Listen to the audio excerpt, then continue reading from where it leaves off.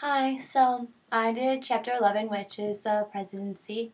And before you watch this, go check your email and you can pull up the study sheet that I sent you. So, first, the chapter starts with the three themes of our book, which is politics is everywhere, political process matters, and politics is conflictual. The impact of the president's actions are everywhere in the American society. The president's failures are just as important as the successes because of what they reveal about the processes, rules, and procedures that grant power to the president and constrain to use it. The president also must be a skilled politician who can find ways to migrate inevitable conflicts over government policy. The president's success on implementing his vision for America depends not only on the knowledge of government and public policy, but also on his ability to win support of the public and of other politicians. So in the late 1800s and the early 1900s, presidents were instrumental in the federal government's response to the nation's rapid expansion and industrialization. So Woodrow Wilson played a big role in this time period. He was an example of limited presidential power because the Senate refused to allow American participation in the League of Nations. And in the 1920s and 1930s, Roosevelt's New Deal was a response to the Great Depression, and it created many federal agencies. And the expansion of the federal government continued even after Roosevelt. In the 1960s, civil rights reforms in the expansion of federal government. Kennedy and Johnson were supporters and started domestic programs in America. Johnson implemented Medicare, Medicaid, and increased education funding. So the Constitution gives the president a few explicit powers. The constitutional authority are powers derived from the provisions of the Constitution that outline the president's role in government. The vesting clause is Article 2, Section 1 of the Constitution, which states that executive power shall be vested in a president of the United States of America, making the president both head of government and head of state. The head of government is authority over the executive branch, and the head of state means that the president represents the country symbolically and politically. Statutory authority is power of the president derived from laws enacted by Congress. So it's not stated in the Constitution. So the president has different jobs and powers. The first one, appointments. The president appoints ambassadors, senior bureaucrats, and members of the federal judiciary.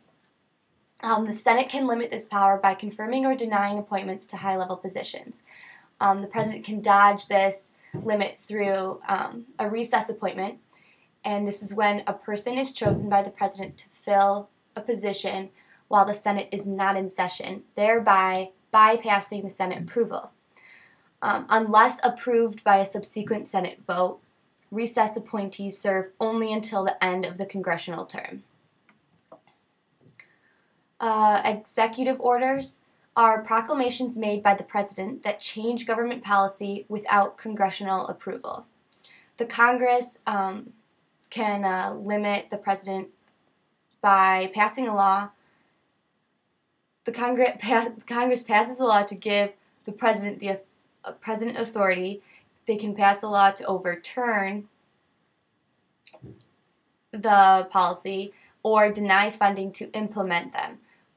And if the president would veto this, they would need 2/3 majority of both the House and the Senate to override his veto.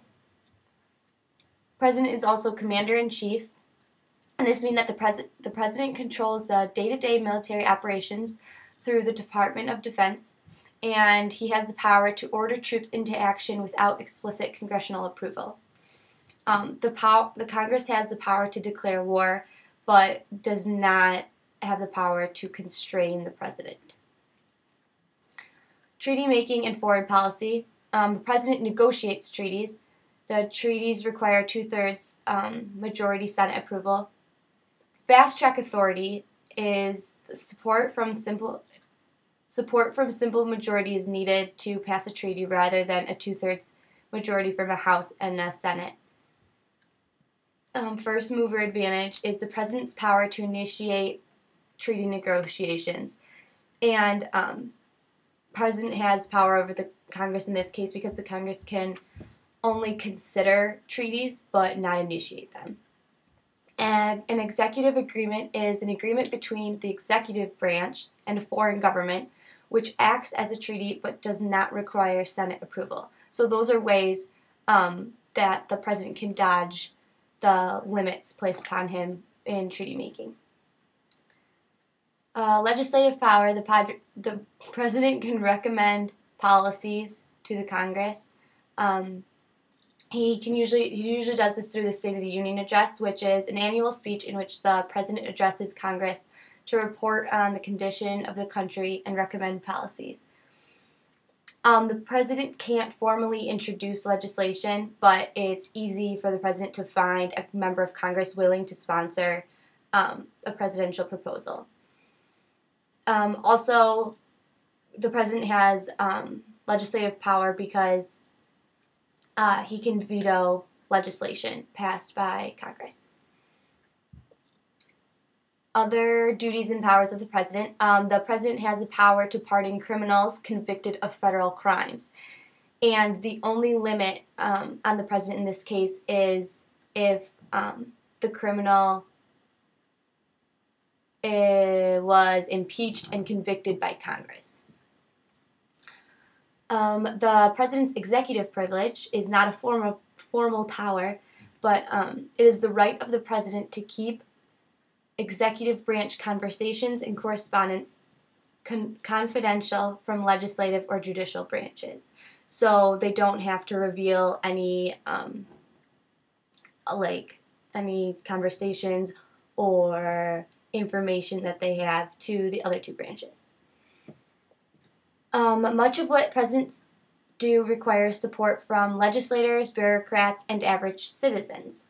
So this is when the presidential approval comes in. The president tries to fulfill their campaign promises to generate future support and to increase the presidential approval. The presidential approval is a survey-based measurement of the citizens' opinion on the president. And if you look at the study sheet, there's a graph on it. And that's an example of the presidential approval ratings. The light green is approval and the dark green is disapproval. This is for Obama from February 2008, to 2012 or 2009.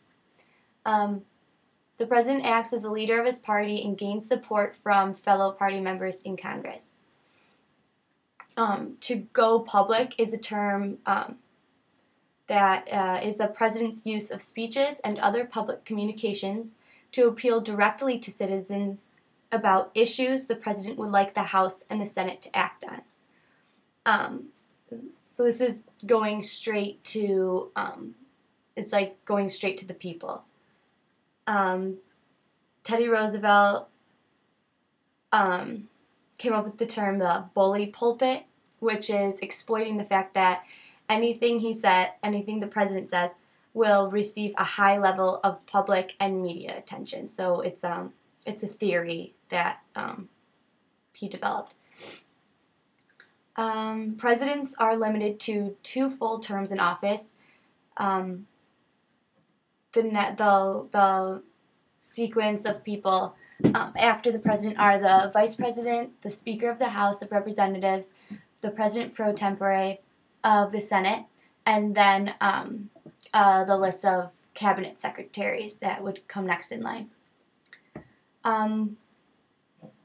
So more people want the president to have good judgment and be ethical and compassionate, rather than wanting a president who says what he believes, holds a consistent position, and is forceful and decisive. Very few people consider military experience as an important presidential asset. So that's just interesting to see like what people look for when they're voting for a president. The Executive Office of the President, which is EOP, is responsible for helping the president and his party realize their various goals. Members of the EOP are appointed by the president and keep a position as long as the president is in power. These people are usually people who supported the president throughout his campaign, and then he would appoint them to be a member. Other times, other members in the EOP would be appointed based solely on expertise.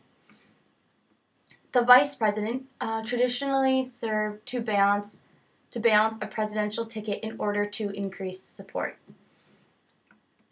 The cabinet is comprised of the heads of 15 executive departments. The cabinet serves to implement the president's agenda, and the members of the cabinet are chosen based on loyalty and expertise.